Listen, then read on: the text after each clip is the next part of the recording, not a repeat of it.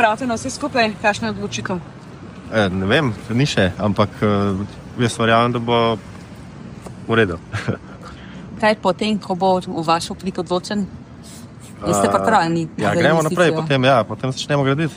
Sej, star objekt smo že odstranili, v bistvu je nekako tam malo bolj urejen, kot je bilo in zdaj treba samo še postaviti. Kaj si pa mislite o tej tožbi?